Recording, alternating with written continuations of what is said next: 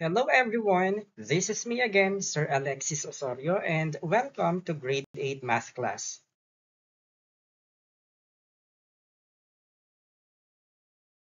Today's lesson is about factoring different types of polynomials. This is under Grade 8 Mathematics, Quarter 1, Revised K-12 Curriculum. To begin our lesson today, let's try to find the product of the following. Number 1, what is 3 times 5? Very good, it's 15. How about number 2? What is 8 times 7? All right, good job. 8 times 7 is 56. How about number 3? What is 6 times 5? 6 times 5 is 30. Very good.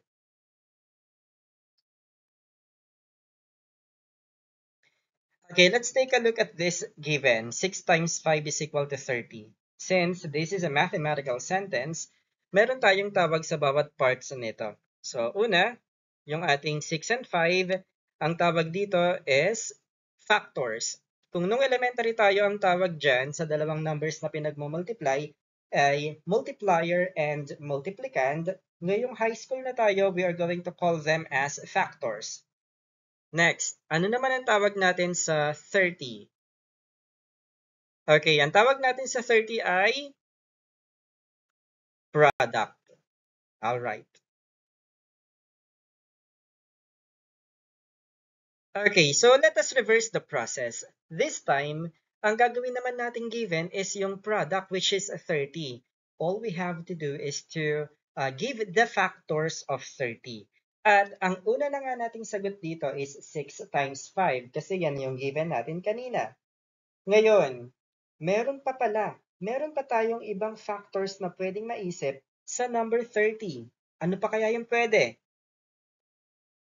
Ayan, we have 1 and 30. Because 1 times 30, the answer is also 30. Meron pa. 2 times 15. Because 2 times 15 is 30. Meron pa. We have 3 times 10. Because 3 times 10 is 30. Meron pa kaya? Meron pa. Okay, so the last one, we have 3 times 2 times 5. Okay, kahit tatluhan itong nasa baba, tatlong factors, still the product is 30. Now, let's analyze all the factors or all the set of factors of 30. Alin kaya sa set ng factors ng 30 ang may factors na puro prime number? Alin kaya? Okay, very good. Yung baba, yung 3 times 2 times 5. Okay, kaya naman itong factors na to ay tinatawag na prime factors because all of the factors here are prime numbers. Okay, 3 is a prime number, 2 is a prime number, 5 is a prime number. That is why these are the prime factors of 30.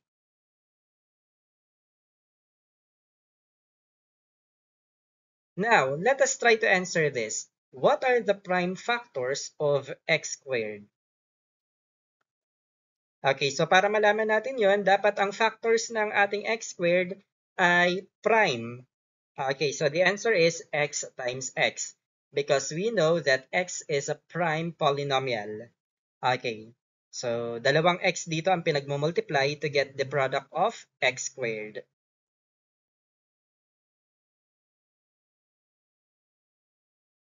Let us answer this.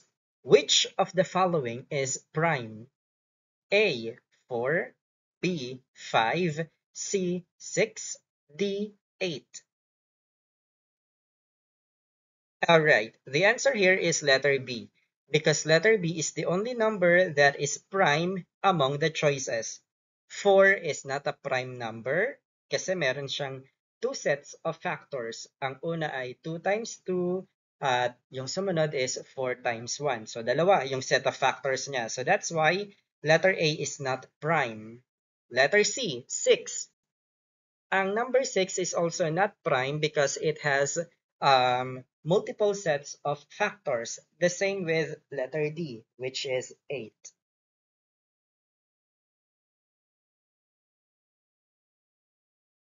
Which of the following is prime? A, x raised to 4, B, x cubed, C, x squared, or D, x. Okay, that's correct. The answer here is letter D.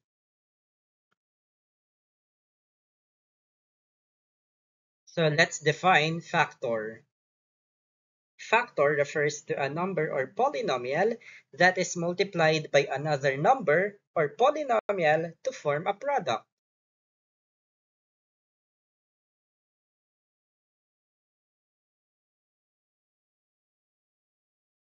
And our subtopic for today is factoring polynomials with common monomial factor. Ito ang ating first subtopic sa lesson na factoring different types of polynomials. Okay, so sa mga subtopics ng lesson natin, ito ay yung mga different factoring techniques para mas mapabilis natin kung paano ma-factor out ang polynomials. Factoring a polynomial means writing it as a product of other polynomials. It is the reverse process of multiplication. Common monomial factoring is the reverse of multiplying a polynomial by a monomial. A polynomial that cannot be written as the product of two other polynomials, except 1 and -1, is said to be prime. So let us have our first example here. Find the factors of 3x plus 15. Okay, so we are going to follow two steps on how we can find the factors of 3x plus 15. Okay, so this is a binomial at hahanapin natin yung kanyang factors. Okay, first step. Find the greatest common monomial factor or GCMF of the terms. So let's create a table. The table wherein we can find the terms and its prime factors. Ilan ang terms natin sa given? 3x plus 15? We have 2. The first one is 3x. The second one is 15 or positive 15, let's say. Ang gagawin natin is kukunin natin yung prime factors ng 3x or nung bawat terms. Unahin na nga natin tong 3x. Ang prime factors niyan ay 3 times x. Ano naman kaya ang prime factors ng 15? Okay, ang prime factors ng 15 ay 3 times 5. Sinasabi natin na ang factors ay prime factors if all of the factors are prime numbers or prime polynomials. Now, after getting its prime factors, we are going to look for the common factor to both 3x and 15. Ano ang common factor sa kanila? Okay, 3. Because they both have the factor of 3. So, ililista lang natin yan sa baba, and that will be our GCMF. Okay, so this is very important. We will not forget about our GCMF because we will use this in the next step. Okay, step number 2. Divide each term by the greatest common monomial factor, GCMF. So, yung ating given na 3x plus 15, i-divide daw natin sa 3, yung bawat terms. Okay, so now, yung 3x, i-divide natin by 3. At yung 15, i-divide din natin by 3. Yung 3 saan ba nanggaling? Okay, tama. Nanggaling ang 3 sa ating GCMF na sagot natin kanina sa number 1. Let us now divide. 3x divided by 3. Ang sagot natin dyan ay, okay, kung mapapansin natin, pwedeng ma-cancel out yung 3 because 3 divided by 3 is 1. So that would be, the remaining term is x. Plus, 15 divided by 3, the answer is positive 5. Okay, so that's easy. So therefore, 3x plus 15, ang factors niyan ay manggagaling sa GCMF at saka yung remaining factor dito sa answer natin sa number 2. So we will just combine them. So the final answer is 3 times the quantity x plus 5. We will just enclose the second remaining factor in the parentheses. Okay, so that's why the factors of 3x plus 15 is 3 times the quantity x plus 5.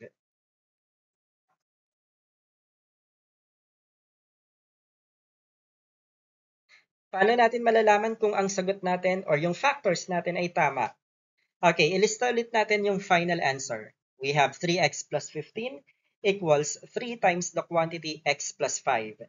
Para malaman natin, pwede natin gamitan ng distributive property yung final factors natin. Let us use distributive property and find the product. Okay, the first one, 3 times x, ang sagot ay 3x, and that is our first term in the given. Next, we will multiply 3 times 5. Pag pinag-multiply natin yung 3 times 5, ang sagot ay 15. At tumama naman ito dahil ito ang second term natin sa ating given. So therefore, our factors are correct. Next example, find the factors of 6m minus 18. Okay, alam natin ang gagawin. Unang step, find the greatest common monomial factor or GCMF of the terms. Ilang terms ba tayo meron sa ating given? Dalawa. Okay, so we will create a table. Nandun dapat ang terms at ang prime factors. Ililista natin isa-isa ang terms. Ang unang term ay 6m. Ang pangalawa naman is negative 18. Let us try to get the prime factors of 6m. Ang prime factors ng 6m ay 3 times 2 times x. Ang prime factors naman ng negative 18 ay negative 3 times 3 times 2. Pag nalista na natin ang mga prime factors ng dalawang terms, ito na yung time natin para tignan o i-circle or i-box ang mga common factor from 6m and negative 18. Ano-ano ba yung mga magkakaparehas dyan? Okay, that's correct. We have 3. Ililista natin yung 3. At meron pa, bukod sa 3, meron pang common factor yung dalawang terms. Meron tayong 2 dito. So, ang gagawin natin, ililista lang ulit natin sa baba yung 2. Ngayon, wala nang ibang common factor ang first term at second term. So, all we have to do, dun sa dalawang common factor, we will just multiply them. So, therefore, we have 3 times 2. The answer is 6. At ito ang ating magiging GCMF. GCMF equals 6 na gagamitin natin sa step number 2. Step number 2. Divide each term by the greatest common monomial factor or GCMF. So, ilagay lang ulit natin yung given, 6m minus 18. I-divide daw natin bawat term sa ating GCMF na 6. So, mangyayari niyan, 6m divided by 6 at saka negative 18 divided by 6. Let us divide. 6m divided by 6. Dito pwede nating makancel out yung 6 because 6 divided by 6 is 1. The remaining term is m. Second one, negative 18 divided by 6. So dito nagdi-divide tayo, isang negative at isang positive. The answer is negative 3. That's it. We will just combine the answers. Okay, so therefore we have 6m minus 18 equals, ang first factor natin is yung GCMF which is 6. At yung pangalawang factor natin, nanggaling sa step number 2, we will just enclose them in the parenthesis m minus 3. So the final factors for 6m minus 18 is 6 times the quantity m minus 3.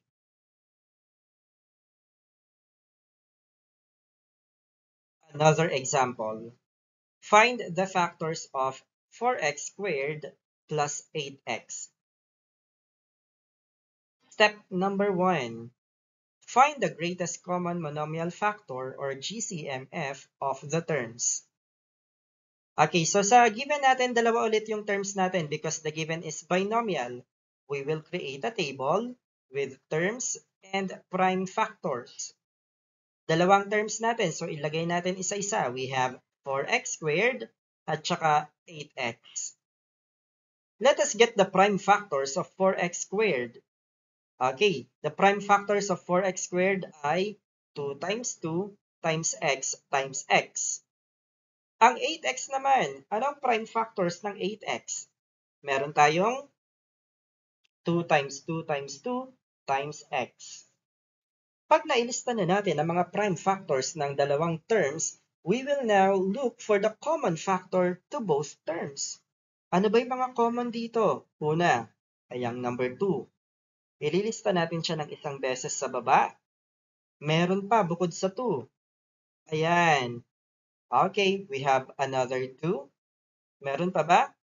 Yes, meron pa. Yung x natin sa dulo, they are common. So that is why we will multiply it by x. So our greatest common factor or greatest common monomial factor, we have 2 times 2 times x. The answer is 4x.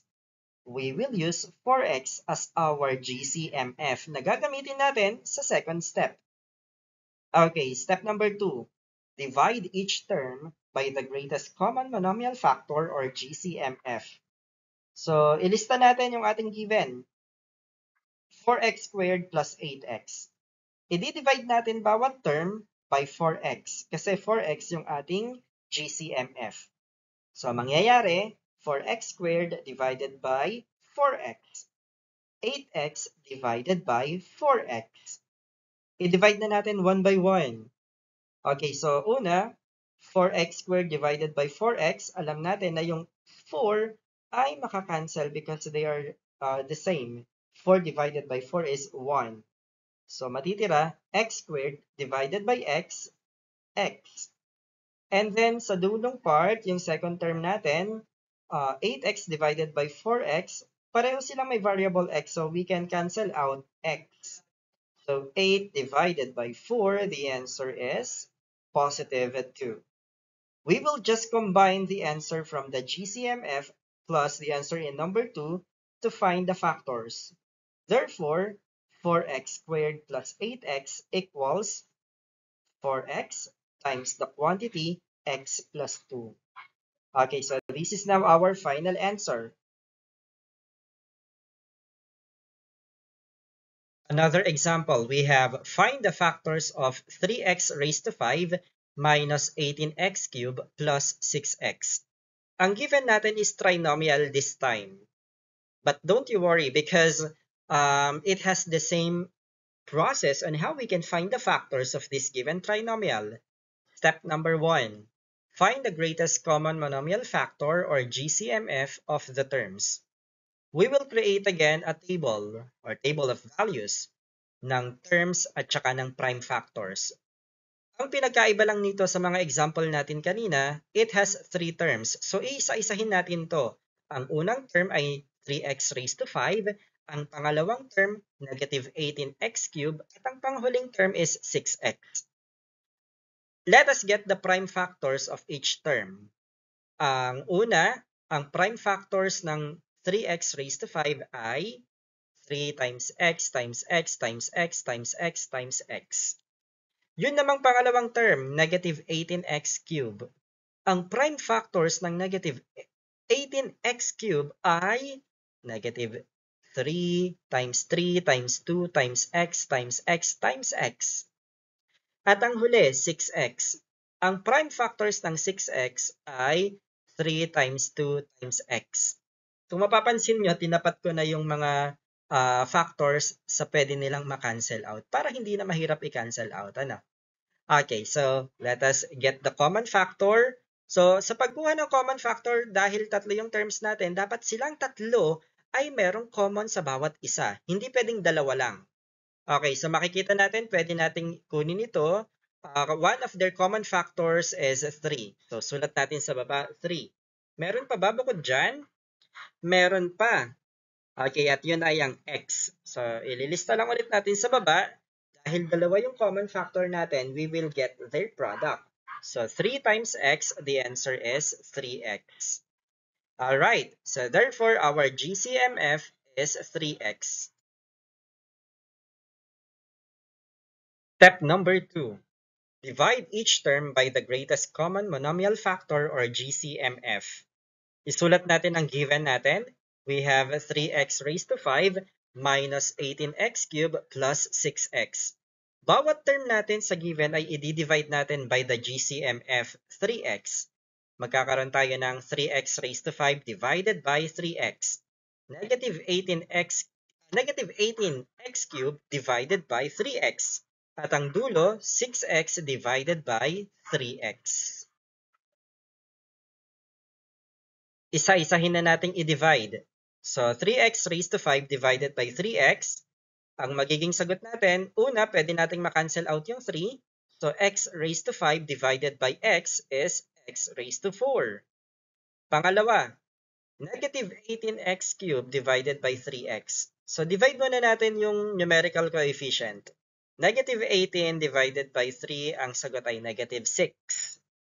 X cubed divided by x is x squared. So we have negative 6x squared. At yung dulo, 6x divided by 3x, pwede natin i-cancel out yung x. So 6 divided by 3, the answer is positive 2. Therefore, 3x raised to 5 minus 18x cubed plus 6x equals 3x times the quantity x raised to 4 minus 6x squared plus 2. This is our final factors.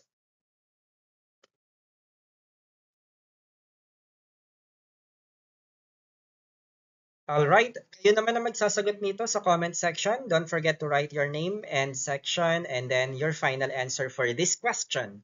What is the factored form of 14x squared y raised to 6 plus 10x cubed y squared? Yung given natin ngayon is binomial but it has multiple variables. Alam kong kaya niyong sagutan to. So, all you have to do is to solve and write your answer. Good luck!